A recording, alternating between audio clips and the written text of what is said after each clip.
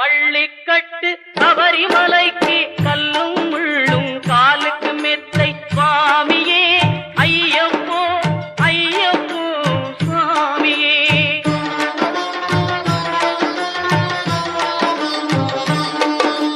நெய்யபிஷேகம் சுவாமிக்கே கற்பூர தீபம் சுவாமிக்கே ஐயப்பன்மார்களும் கூறிக்கொண்டு ஐயனை நாடி சென்றிடுவார் சபரிமலைக்கு சென்றிடும்.